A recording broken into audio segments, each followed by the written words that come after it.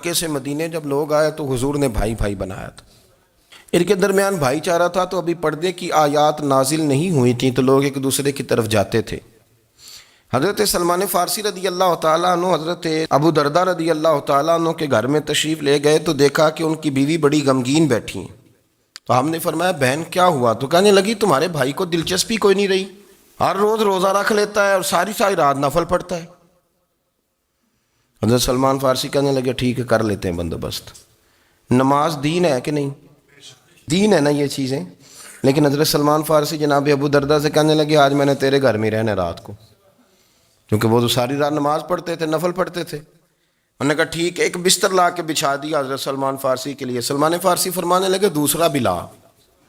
کہا وہ کیا کرنا ہے؟ فرمانے لگے تو نے بھی سونا ہے، میں نے بھی سونا ہے، تو نے بھی سونا ہے، عشاء پڑھیں گے اور پھر دونوں سوئیں گے۔ کہا میں نے تو نماز پڑھنی ہے۔ فرمایا تہجد کے وقت اٹھ کے پڑھیں گے، اللہ کے رسول بھی رات آخری حصے میں جا کے نماز پڑھتے ہیں۔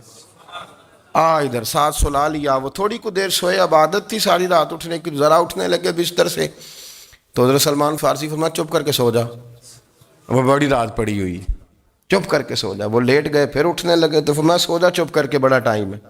سحری کے وقت اٹھے، نفل پڑھے، ان کا ارادہ تھا روزہ رکھنے کا، تو فرمانے لگے کل رکھا تھا نا نفلی روزہ؟ جی رکھا تھا۔ پرسوں بھی رکھا تھا، ترسوں بھی رکھا تھا۔ فرمایا آج نہیں رکھنا، آج میں تیرا مہمان ہوں، سارا دن کٹھے مل کے روٹیاں کھائیں گے، آج نہیں روزہ رکھنا۔ سلا دیا۔ اب حضرت ابو دردہ رضی اللہ تعالیٰ عنہ کہہ تو کچھ نہ سکے، پر کہنے لگے سلمان تم پتہ ہے تم کیا کر رہے ہو؟ نہ تم نے مجھے رات اٹھ کے زیادہ نفل پڑھنے دیے، سویرے روزہ نہیں رکھنے دیا۔ تو حضرت سلمان فارسی کہنے لگے کوئی لمبی بات تو نہیں نا، چلتے ہیں نا ابھی فجر میں مسجد نبی میں، تو نبی پاک کو بتاتے ہیں۔ سرکار دو عالم علیہ السلام کی خدمت میں تو اپنی بات کرنا، میں اپنی کروں گا، حضور نتیجے کا اعلان فرما دیں گے، بات طے ہو جائے گی۔ حاضر خدمت ہوئے، عرض کی یا رسول اللہ صلی اللہ تعالیٰ علیہ وسلم یہ ساری رات نفل پڑھتے ہیں، ہر روز روزہ رکھتے ہیں، ان کی اہلیہ غمگین بیٹھی ہیں، حکم فرمائیں۔ تو نبی پاک صلی اللہ علیہ وسلم نے فرمایا پھر ہوا کیا؟ یا رسول اللہ میں نے رات سلایا ہے، سحری میں اٹھایا ہے، سویرے روزہ نہیں رکھنے دیا۔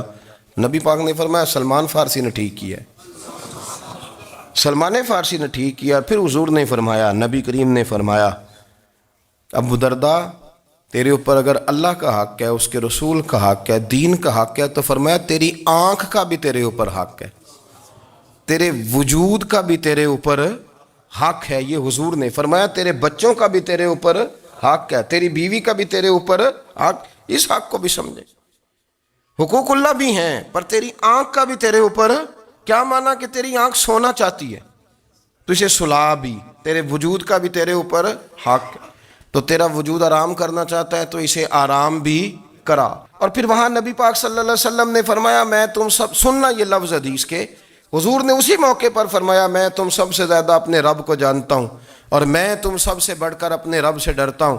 حضور فرمانے لگے میں روزہ بھی رکھتا ہوں، افطار بھی کرتا ہوں، یعنی کبھی رکھتا ہوں اور کبھی نہیں رکھتا۔ فرمایا میں نفل بھی پڑھتا ہوں اور اپنی بیویوں کو وقت بھی دیتا ہوں۔ سرکار مسجد میں بھی آتے تھے، نواسوں کے ساتھ کھیلا بھی کرتے تھے، ان کے ساتھ پیار بھی کرتے تھے۔ تو اتنے بڑے حقوق حضور نے بیان فرمائے عورتوں کے۔ ایک شخص نے آ کے عرض کی یا رسول اللہ صلی اللہ تعالیٰ علیہ وسلم جہاد کے لیے تیاری ہو گئی ہے، صفیں بن رہی ہیں، مجاہدین کی تیاری ہے، تو میرا بھی نام لکھ دیا گیا ہے مجاہدوں کی لسٹ میں، لیکن یا رسول اللہ صلی اللہ تعالیٰ علیہ وسلم میری بیوی نے حج کی تیاری کر لی ہے اور میرے دوستوں نے، صحابہ نے میرا نام مجاہدین کی لسٹ میں لکھ دیا، تو میرے لیے کیا حکم ہے؟ یہ بخاری مسلم ہے۔